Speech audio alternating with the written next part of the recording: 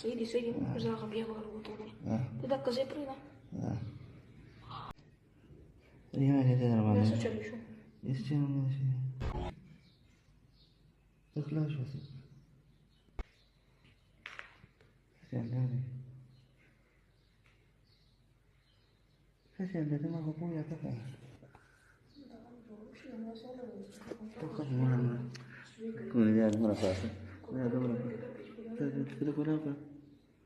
دا دومره په اسانه شي لیکي کوني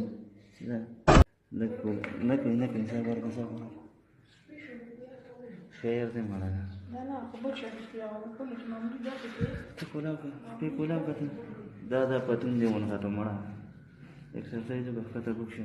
داسې ښکته کړې نه بره ملګرو ټوله ویډیو زه تاسو ته نشم ښودی ځکه د یوټیوب په خلاف ورزۍ کې راځي خو کومه ویډیو چې په سوشل میډیا وایرل ده په کم کې چې هغه ویلی کېږي چې د هزان ماشوم د ټول نه مخکې خو هزان ماشوم زه پیژانګلو تاسو ته وکړم چې هزان ماشوم یو ټیک ټاکر دی د کم چې تقریبا 5-6 لاک فالوور دي په ټیک ټاک باندې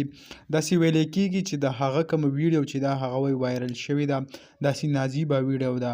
نو ویډیو هغه تاسو هم کته چې په پیله کې کم حواس چې دی هغه د هزان ماشوم په شان حواس دی خو د هغې نه پس چې بیا کم حواس تاسو اورئ نو هغه اواز ډیر زیات مختلف دی یعنی یو پروپاګاندا د نور ویډیوګانو په شان دی کې هم څه ریالټي هغه نشته یوازې دا نه د دې نه مخکې هم د اذان یو ویډیو وایرل شوی په کوم کې چې هغه د خپل ورور سره څه لوبې څه کوي او د هغې نه پس بیا خلکو چې کوم دی هغه څه سکرین شاټ ویشتي او داسې غلط رنګ وله ورکړي هغه بیا په سوشل میډیا باندې شیر کوي چې آیا داسې چل وشو دا وشو نو ډېره زیاته د افسوس خبره ده ځکه یو ماشوم هلک دی تاسو تقریبا 14-15 سال عمر به وي او هغه تاسو رالی او سوشل میډیا په لارې باندې هغه شرموئ یعنی خپل ویډیو جوړئ داسې څه غیر اخلاقي ویډیو نه جوړئ که موږ وګورو دا نور کم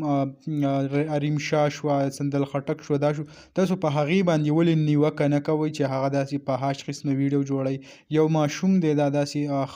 مزیدار ښایسته ویډیو جوړئ هغه تاسو رالی او هغه ایډیټ کوئ په هغې کې ایډیټینګ کوئ او هغه بیا په سوشل میډیا شیر کوئ چې آیا داسې قسمه ویډیو وایرل شو دا وایرل شوه نو دا کومه ویډیو چې تاسو وکته په دې کې داسې څه ریالټي بیخي نشته چې د هغې په نسبت سره هغه په اذان ماشوم باندې